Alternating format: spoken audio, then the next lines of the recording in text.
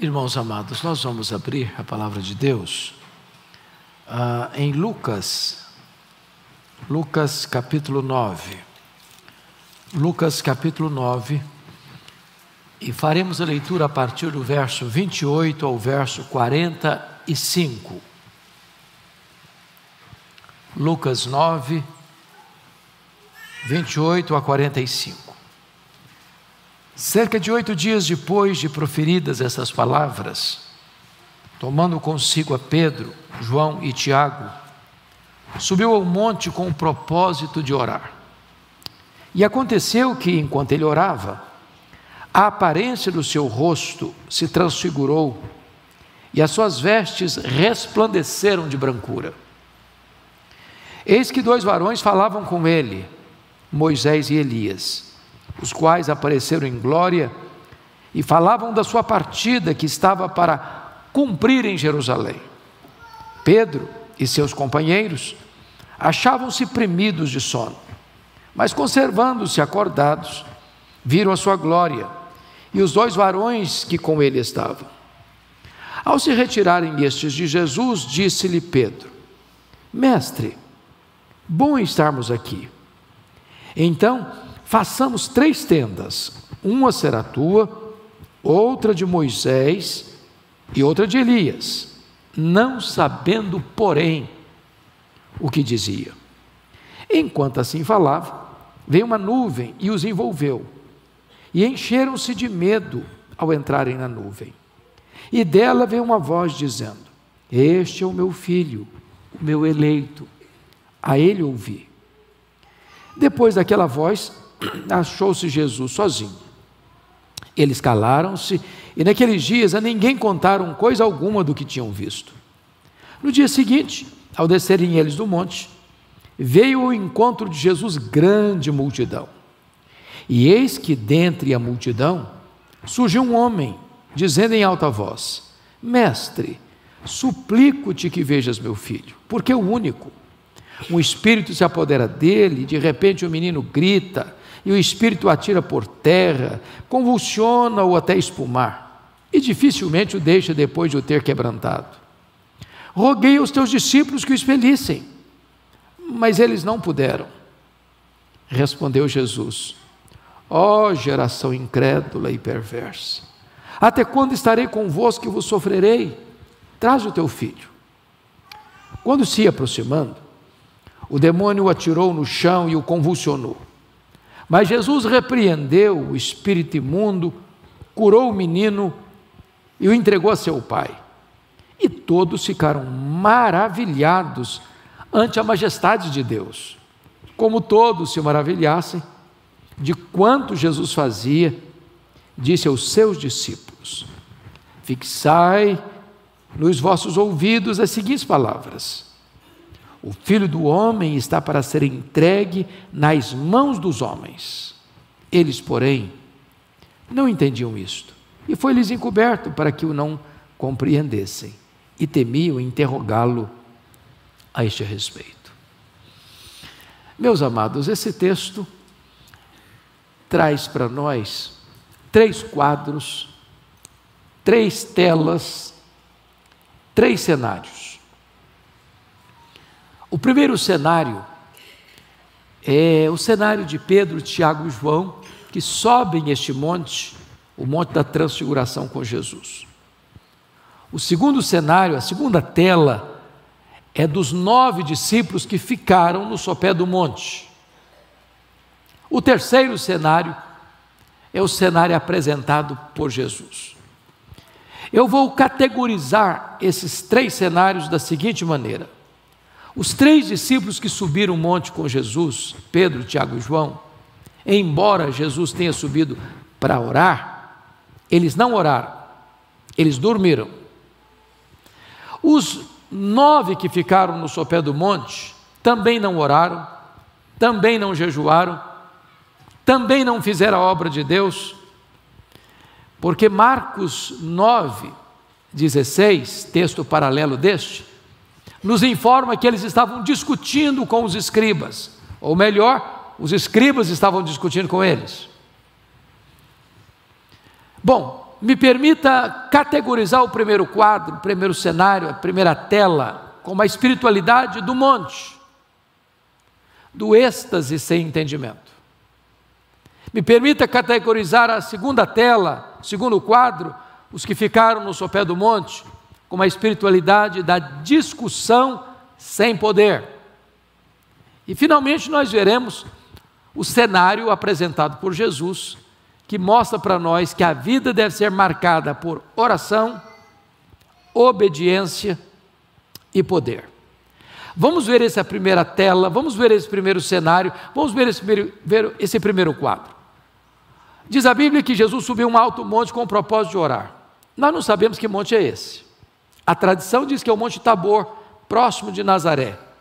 Outros estudiosos dizem que não, que deveria ser o Monte Hermon, porque ocorreu esse fato uma semana depois da experiência de Cesareia de Filipe, que fica lá no extremo norte de Israel, nas fraldas do Monte Hermon. Para nós não importa o monte, porque nós não fazemos peregrinação sagrada. O que importa para nós é a lição do texto.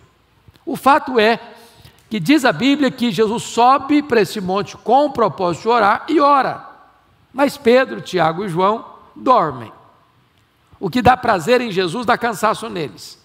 O que é o deleite de Jesus dá tédio neles. O que é o grande prazer de Jesus, que é falar com o Pai, dá sono neles. E não obstante esse fato, lá no topo do monte, Pedro, Tiago e João estão pisando num terreno sobrenatural. Eles estão vendo milagres e coisas extraordinárias. Na verdade, 4 milagres aconteceram no topo dessa montanha. Primeiro milagre: Jesus foi transfigurado diante deles. O rosto brilhava como o sol, as vestes como a luz.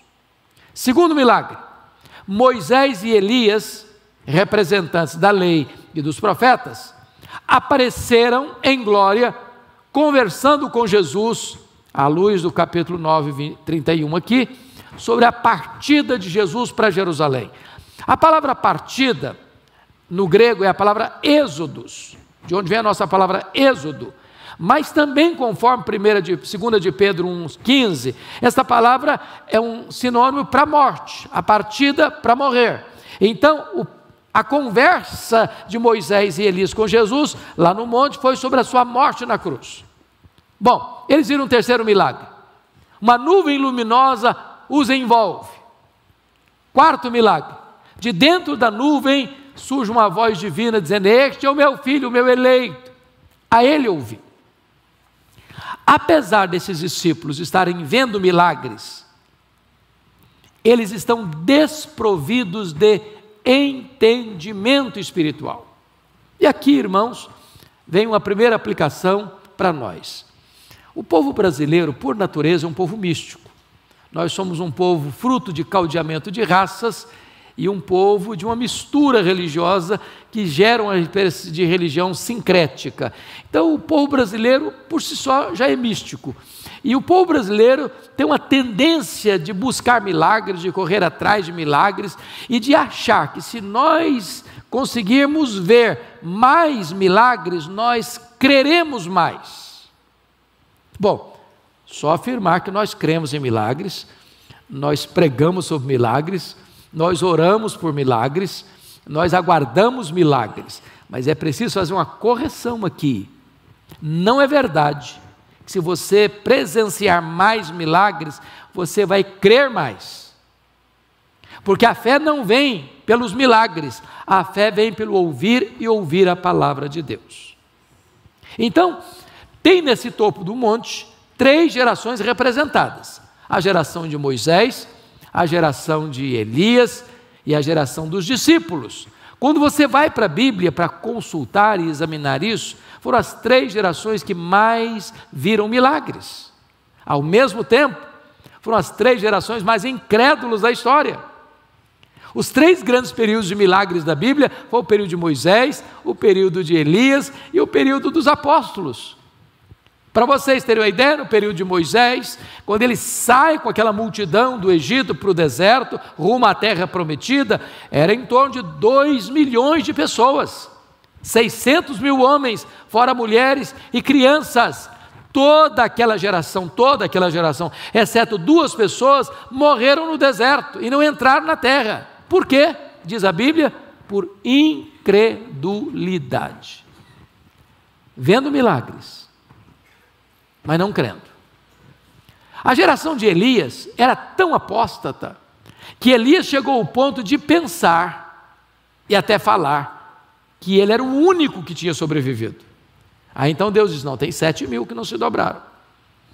A geração dos discípulos era uma geração incrédula, tanto é fato que em Nazaré, onde Jesus cresceu e trabalhou, e saiu para dar início ao seu ministério, ele não fez milagres em Nazaré, por causa da incredulidade do povo, e agora Jesus está trazendo uma exclamação de dor, ó geração incrédula e perversa, vendo milagres, mas não tendo discernimento espiritual. A pergunta é, o que é que esses 3 discípulos que estão vendo milagres não discerniram? Em primeiro lugar, eles não discerniram a centralidade da pessoa de Jesus. Vejam vocês que Pedro, que era um líder, ele achava sempre que ele estava no controle da situação. Então, quando ele viu a cena, ele disse para Jesus, mestre, bom estarmos aqui, então vamos fazer o seguinte, vamos fazer 3 tendas, uma será tua, outra será de Moisés, outra será de Elias, e diz o texto, que ele não sabia o que estava falando. E por que ele não sabia o que estava falando? Estava falando uma bobagem, cometendo um erro doutrinário. Que bobagem o Pedro estava falando? Pedro está comparando e equiparando Jesus a Moisés e a Elias, ao representante da lei e ao representante dos profetas. Mas Jesus não é apenas um grande homem entre os homens, ele é o próprio Deus entre os homens. Ele é único, ele é singular, ele é incomparável. Ele não está entendendo a centralidade da pessoa de Jesus. O que eles não estão entendendo mais? Segundo lugar, estão vendo milagres, mas não discernem a centralidade da missão de Jesus. Notem vocês que quando Jesus desce desse monte e cura aquele menino endemoniado, o liberta e o devolve ao Pai, diz o texto no verso 43 que todos ficaram maravilhados do quanto Deus fazia por intermédio de Jesus. A pergunta é: todos quem? Toda aquela multidão, inclusive os discípulos. Só que Jesus vê nessa admiração um caminho escorregadio para aquela multidão e para os seus discípulos. A mesma situação apresentada em João capítulo 6, quando Jesus multiplica pela primeira vez os pães e peixes. Vocês se lembram que a multidão quis fazer Jesus um rei político, um Messias político, apenas um operador de milagres que veio para resolver os problemas do aqui e do agora. E diz a Bíblia lá que Jesus despede os discípulos na frente da multidão, fica para trás, para despedir a multidão longe dos discípulos. Por quê? Porque Jesus não queria que os seus discípulos fossem submetidos àquela agenda tentadora de fazer dele, Jesus, apenas um operador de milagres, que veio para resolver os problemas do aqui e do agora, curar enfermos, libertar endemoniados, multiplicar pães e peixes, como se essa fosse a finalidade da vinda de Jesus ao mundo. Agora, novamente, os discípulos, junto com essa multidão, estão embarcando nessa mesma tendência, diante das maravilhas que ele fazia, de fazer de Jesus um Messias político. E notem comigo o versículo 44. Diante dessa admiração, Jesus se dirige aos discípulos, não à multidão, aos discípulos assim: fixai nos vossos ouvidos as seguintes palavras: o Filho do Homem vai ser entregue nas mãos dos homens. O que ele está dizendo com isso? Sabe o que ele está dizendo? Está dizendo o seguinte: olha, não pensem vocês que eu vou mudar minha agenda. Não pensem vocês que eu desci do céu apenas para curar os enfermos, apenas para alimentar os famintos, apenas para libertar os cativos da possessão demoníaca. Eu vim do céu exatamente para cumprir uma agenda que foi traçada na eternidade. Aquilo que Moisés e Elias conversaram comigo, a minha partida para Jerusalém, é para Jerusalém que eu estou indo. Eu vou ser entregue nas mãos dos homens, eu vou morrer naquela cruz, porque é lá na cruz que eu vou libertar vocês.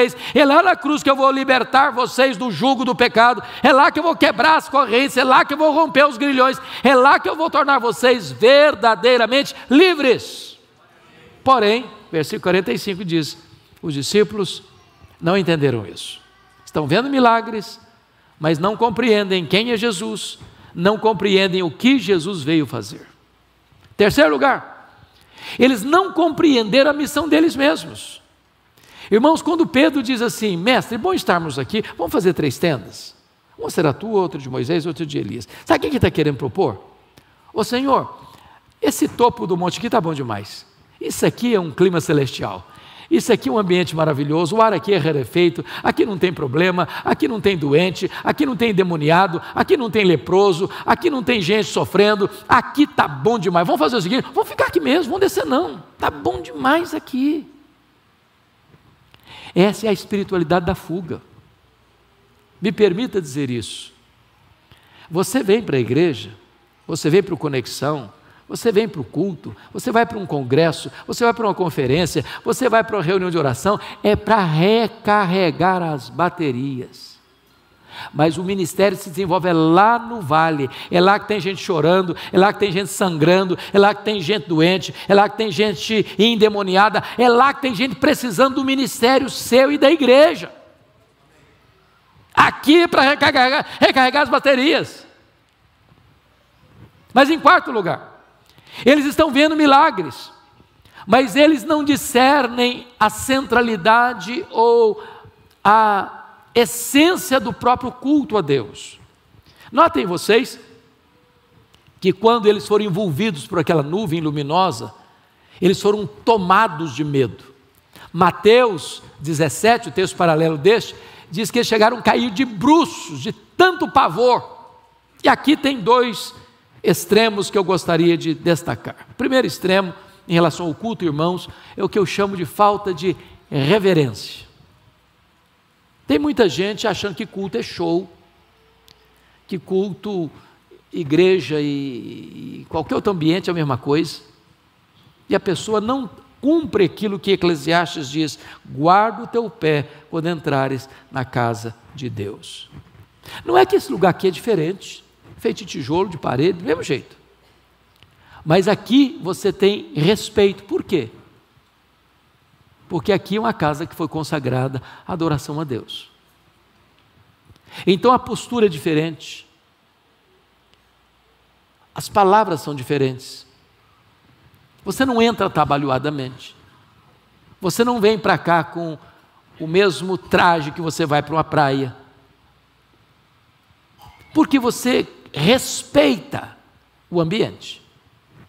Eu achei curioso que numa das Copas do Mundo, aqui não sei, eu acho que foi aqui que foi no Brasil, na época, o técnico da seleção exigiu dos jogadores brasileiros que ninguém entrasse no campo na hora de cantar o hino nacional mascando chiclete. Todos eles tinham que cantar o hino nacional com entusiasmo. Isso, de certa forma, reverberou nas arquibancadas. E eu fico imaginando que se é preciso ter uma postura adequada para entrar num campo de futebol, quanto mais deveríamos ter uma postura adequada para entrar na casa do Deus vivo. O outro extremo é o extremo que está aqui no texto, do medo de Deus, da fobia de Deus, de ficar em pânico diante da manifestação de Deus. E sabe, irmãos, isso é um risco às vezes até inadvertido na vida de alguns pais mais jovens, que diante da peraltice dos filhos, não sabendo exatamente como é que controla a situação, às vezes usa palavras inadequadas, dizendo, menino, fica quieto, senão Deus vai te castigar. Aí o menino toma um susto, e pensa que Deus é um guarda cósmico, que Deus é um xerife que está com um porrete na mão, para lhe dar uma bordoada, sempre que ele pisar em falso. Só que esse não é o tipo de relação que nós devemos ter com Deus, não. Tem gente que acha que quando a Bíblia recomenda que você tem que temer a Deus, é medo de Deus. Não, não é isso que a Bíblia está ensinando, não. Então, me permita fazer uma colocação humana. Qual é a postura adequada de um filho em relação ao seu pai? É ter medo do pai ou ter respeito pelo pai? Qual é a postura certa de um filho? Eu não vou fazer coisa errada porque meu pai vai me bater. Então, a preocupação dele não é fazer coisa errada, a preocupação dele é ser flagrado pelo pai na coisa errada e apanhar. Como aquele ladrão que chora não porque roubava, ele chora porque ao estar roubando foi pego pela polícia. Qual a postura certa de um filho? Eu não vou fazer coisa errada porque eu respeito meu pai, porque eu amo meu pai, eu não quero entristecer meu pai, eu quero que meu pai tenha prazer na minha vida. Essa é a postura certa. Então a postura não é, se você cometer um erro, você fugir de Deus, ter medo de Deus, mas se você cometer um erro, você correr para os braços de Deus como pródigo, sabendo que Ele vai encontrar você, vai abraçar você, vai beijar você, vai perdoar você, vai festejar a sua volta para Ele. Eles estão vendo milagres, mas não discernem quem é Jesus, o que Jesus veio fazer, qual a missão deles, nem mesmo como eles devem adorar a Deus. Mas vamos para a segunda tela agora. Dos 9 que ficaram no sopé do monte. Diz o texto que eles também não oram, que eles não jejuam, que eles não exercitam a fé, que eles não fazem a obra. E é curioso que Marcos 9,16, o texto paralelo, e só Marcos nos informa isso, enquanto eles estão ali, naquela multidão, com tanta aflição do pai, querendo ajuda, os escribas começam a discutir com eles. Quem eram os escribas? Os doutores, os teólogos, os entendidos de Bíblia. A Bíblia não diz o que é que os escribas discutiam com eles. Mas o grande ponto é que Jesus repreende os escribas por estar discutindo com eles, porque aquilo ali era uma espécie de tirar o foco. Me permita dizer isso. Tem espaço na agenda da igreja para apologética, para discussão, para defesa da fé. O grande problema, irmãos, é que às vezes o inimigo, muito sutilmente, nos leva para uma agenda de fuga das discussões. Por exemplo, você se lembra de Neemias? Quando os inimigos queriam paralisar a obra daqui, dali, lá pelas tantas, depois de usar tantas estratagemas e não dar certo, eles chamaram Neemias para sentar à mesa. Qual foi a resposta de Neemias? Eu estou fazendo uma grande obra, eu não posso descer, agora não é hora de bater papo não, agora não é hora de conversar não, agora é hora de trabalhar.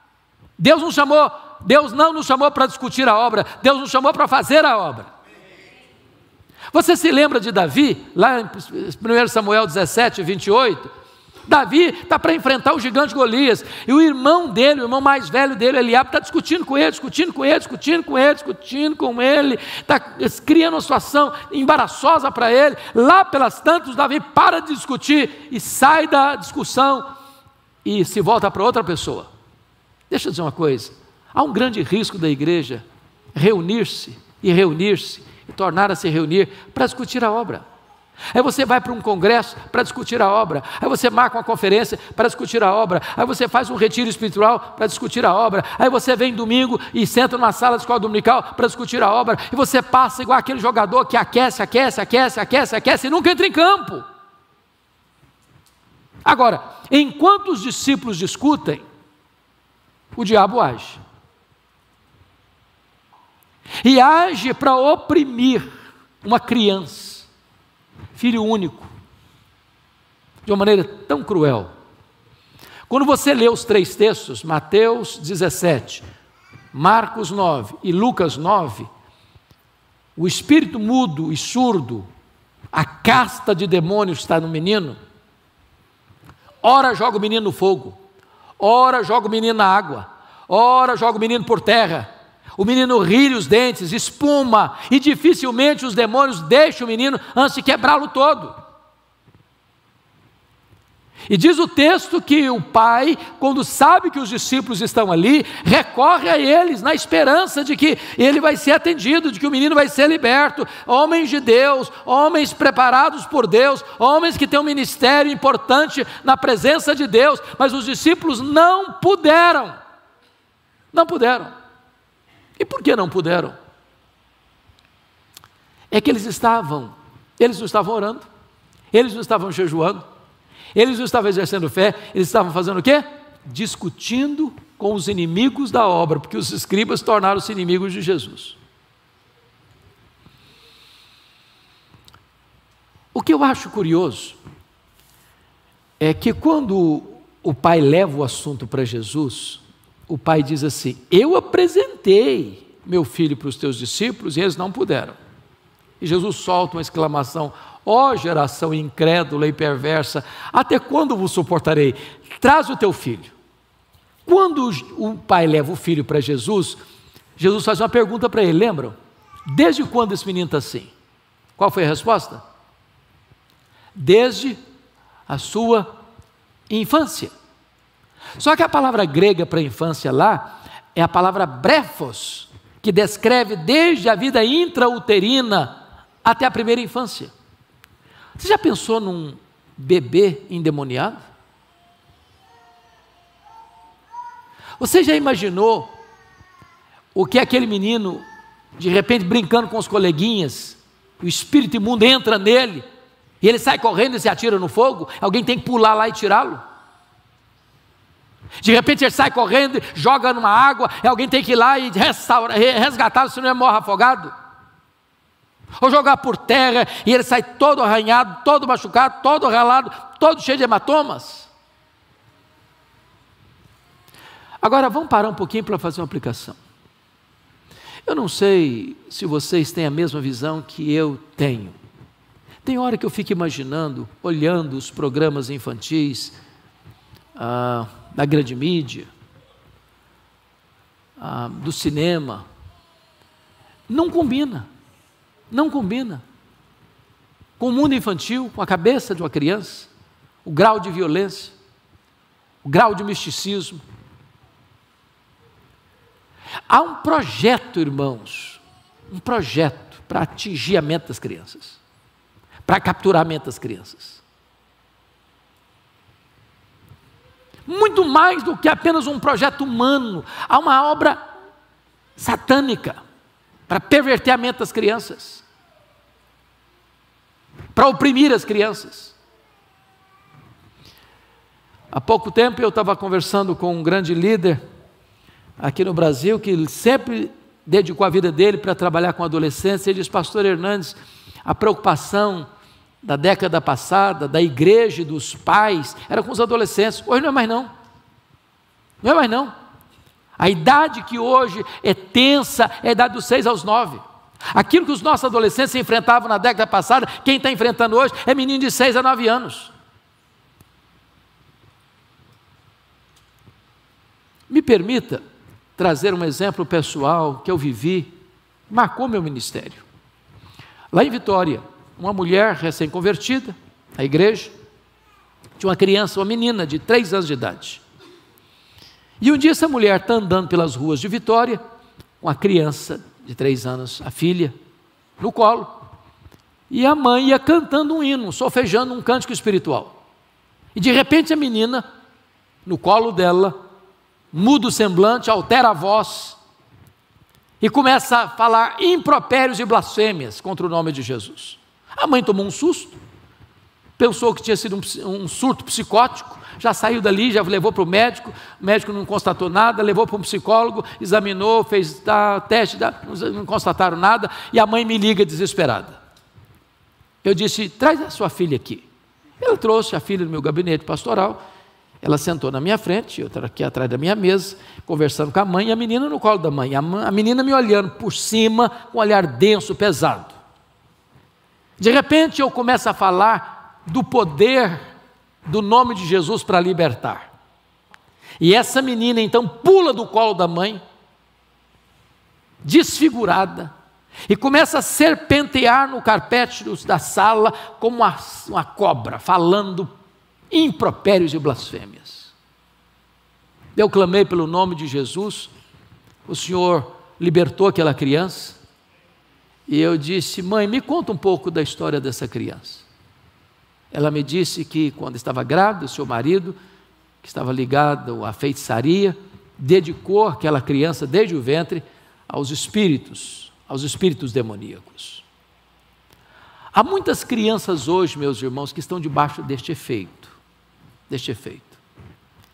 E as pessoas aflitas olham para a igreja, esperam de você e de mim ajuda e socorro para auxiliá-las no seu sofrimento.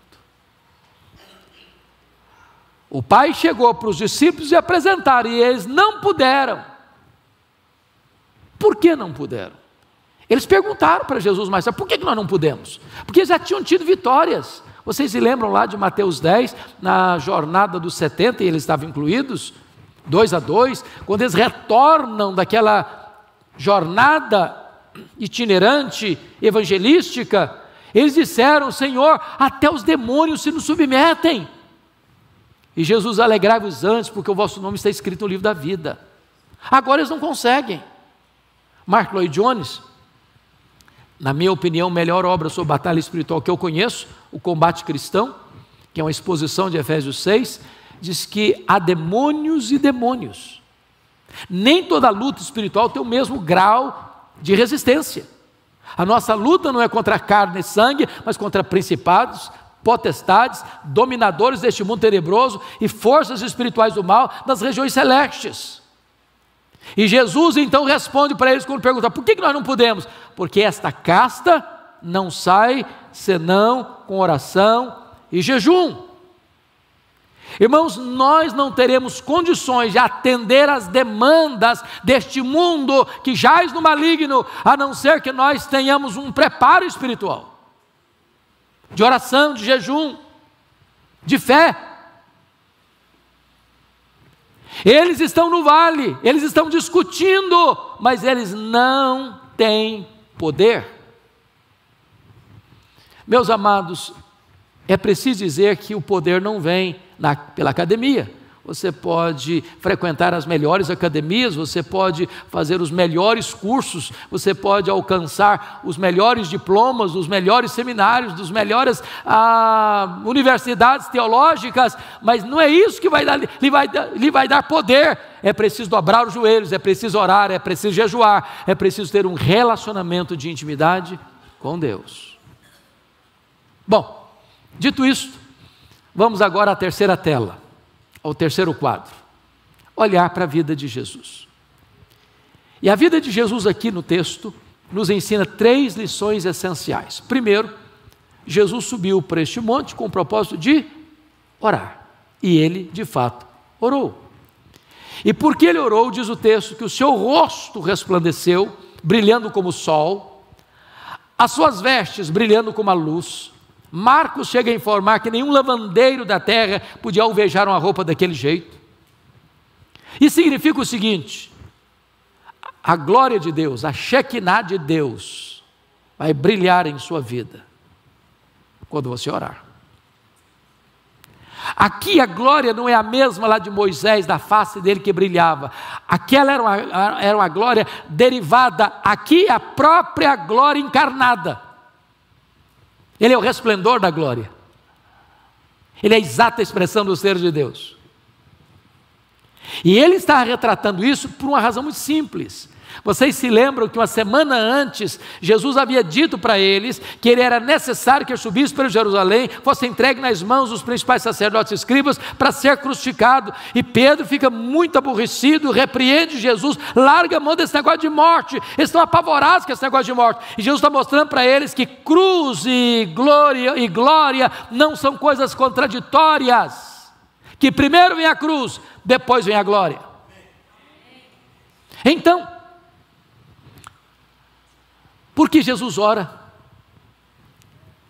a Shekinah de Deus vem sobre ele. Mas em segundo lugar, porque Jesus ora, em segundo lugar, o Pai o prepara antecipadamente para enfrentar a cruz. Meus irmãos, o assunto, a pauta da reunião de Moisés e Elias com Jesus, conforme o versículo 31 aí, foi sobre a partida para Jerusalém, a morte dele na cruz em Jerusalém. E ao orar, o Pai o prepara antecipadamente. Eu quero dizer para você que quando você não tem uma vida de oração, ao chegar o problema você se desespera, mas quando você conhece a Deus e ora a Deus, ao enfrentar uma luta, Deus equipa você para enfrentar essa luta. Terceiro lugar, porque Jesus ora, o Pai o defende. Quando Jesus ouviu de Pedro: bom estarmos aqui, Pedro não está sabendo o que está falando, vamos fazer 3 tendas. Jesus podia: ô Pedro, a sua teologia não está boa, você precisa melhorar um pouco o seu entendimento. Jesus não se defendeu. Jesus orou. E porque Jesus orou, o próprio Pai o defendeu, dizendo: este é o meu filho, este é o meu filho, o meu eleito, a ele ouvi. E quando Pedro abre os olhos, não tem nem Moisés nem Elias mais, é Jesus que está lá. Sabe por que toda espiritualidade que não está focada exclusivamente em Jesus está fora de foco? É Jesus.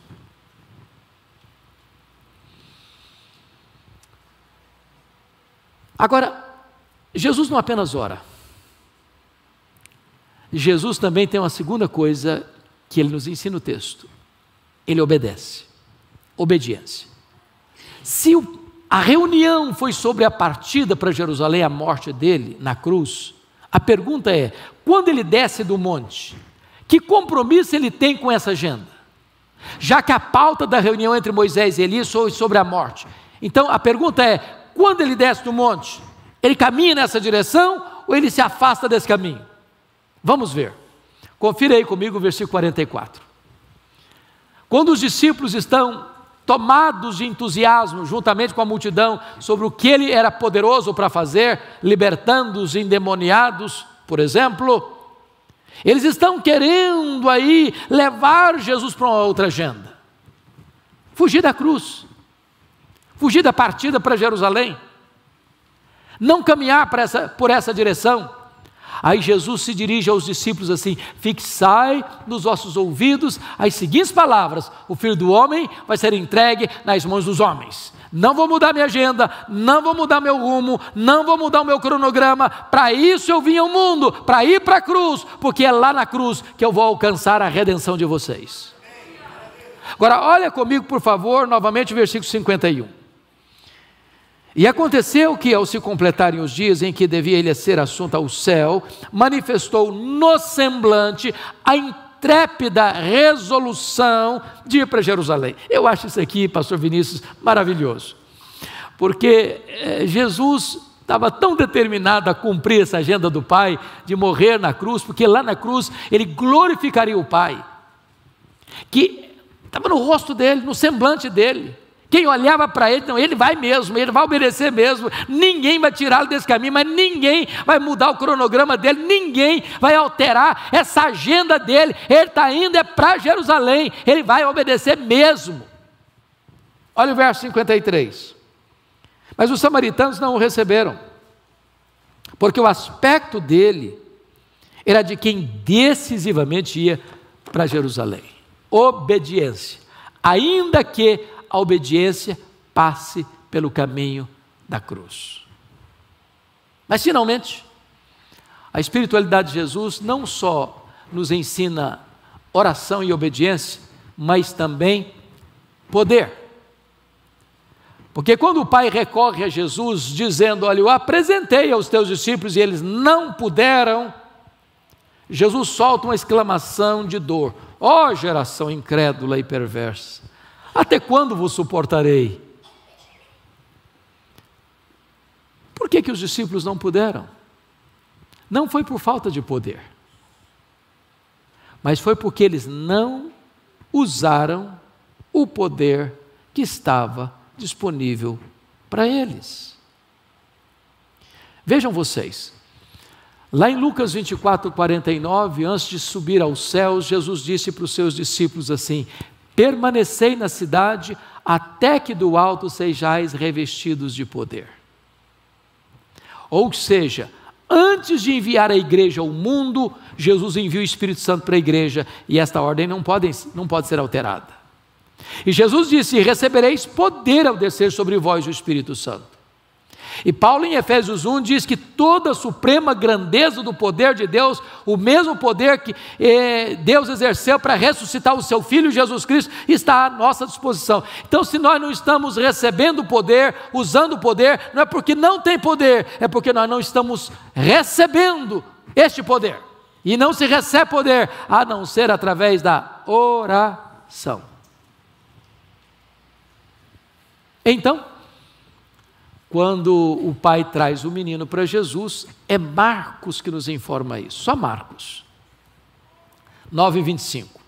Está escrito que Jesus diz assim, para os espíritos demoníacos, porque o menino está chegando, o espírito joga o menino no chão, ele relha, espuma, e Jesus dá uma ordem peremptória: sai desse menino, e nunca mais voltes a ele. Vocês sabem que libertação de uma possessão demoníaca e conversão são coisas diferentes. É possível que uma pessoa seja liberta de uma possessão demoníaca e não se renda a Cristo. E o próprio Jesus alertou sobre esse perigo, do demônio sair e a casa ficar livre, ficar limpa, sem ser ocupada.